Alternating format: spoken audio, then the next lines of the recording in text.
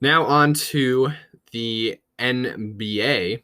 So Bradley Beal, he has been seeking a trade now, reportedly after he was removed from Team USA due to an injury, and he's been seeking a trade. Not happy in Washington. 1 year left on his contract currently, so he will enter free agency next year if he is not traded. So most likely will be gone. So the Wizards are in a position here where they're not going to win the NBA Finals next year. I can say with all certainty they will not win the NBA Finals next year.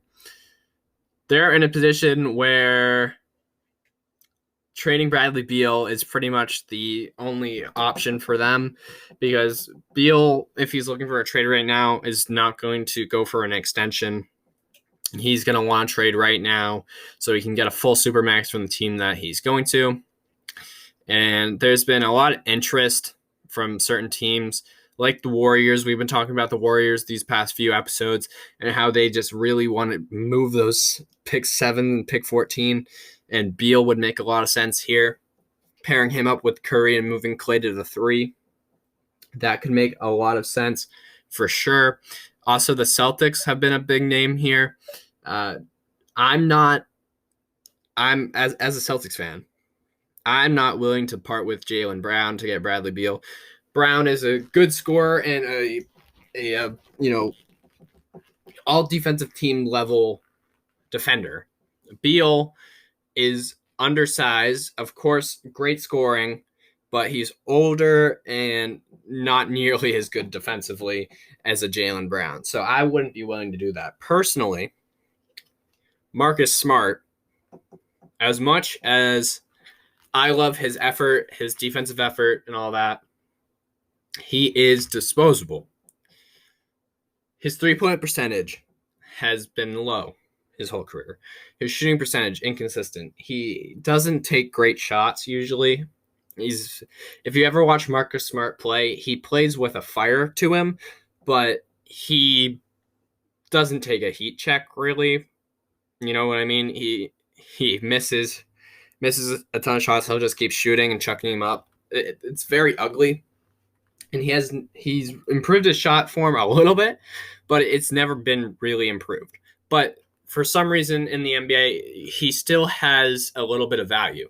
So I think he could be some form of value to the Wizards, getting him and then using him as a trade piece later because they'll be in a rebuilding stage. No really point to use him, but, he has value behind him. So shipping him off would be ideal.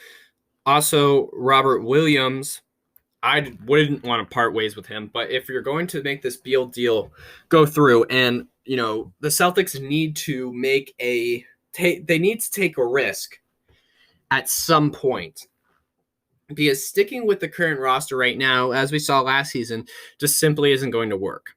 And I'm not going to say time's running out, but contracts only last for so long. And if Jaylen Brown and Jason Tatum can't figure it out with their current roster, if they're just going to stand pat, contracts eventually run out. And if you don't got a championship, you haven't made a finals appearance, they're probably going to leave. That's what's happened with most superstars that, just can't get over the hump with what the front office is doing. And now with Danny Ainge, more of a pick guy, grow kind of organically, and wasn't really making a ton of trades during his time. Major trades, I should say, during the past 10 years. With Stevens there, you expect that maybe there'll be some changes and that he can pull a trigger on trades. So ideally, Marcus Smart is going to have to be in the trade. Robert Williams, one of the best shot blockers right now, if he can stay healthy, he's going to have to be in the trade. Young guys like Peyton Pritchard, Aaron Nesmith, and maybe, just some other younger guys that don't hold a lot of value, but, they're young, so they have potential. So you could throw in guys like Carson Edwards or Tremont Waters or Grant Williams even if they wanted that for some reason. So, you can do a lot with that. Also, picks. picks in the NBA, especially if if we're going to trade for Bradley Beal, that's a big three. That's a team that's going to be in contention for the finals almost every single year, no matter what, because the NBA is about star power. And, if you have star players, you're going to be able to win games. That's just simply how it is. International basketball, as we've seen, is completely different. It's not about star power. That's why the Team USA loses.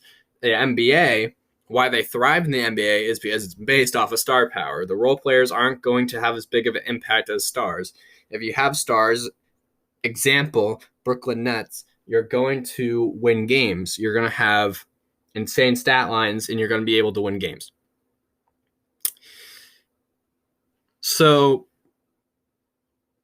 also examples, Miami Heat, when they had the big three, the Celtics when they had the big three, any big super team, Oklahoma City Thunder, back in 2016, the Warriors, all that stuff.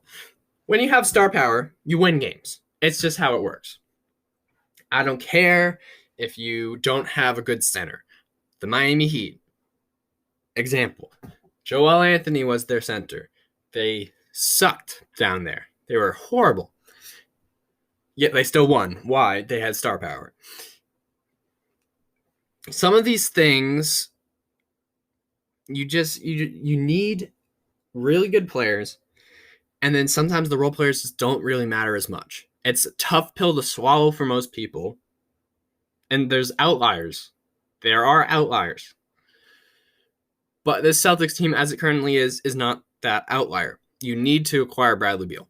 So, as I was saying, I got a little off track there, but picks in the NBA, if you're going to be, if we're going to have Bradley Beal on the Celtics, their picks are going to be in the late 20s every single year for the next however long, let's say 5 years. I'd be willing to give the Wizards our first round picks for like the next 7 years. Like any amount. Because if you're not in the top 10, generally in the NBA, especially with the Celtics, their track record as of late, besides for Robert Williams, you're not going to find much at all once you get out of the lottery. First round picks just aren't that valuable in the NBA anymore.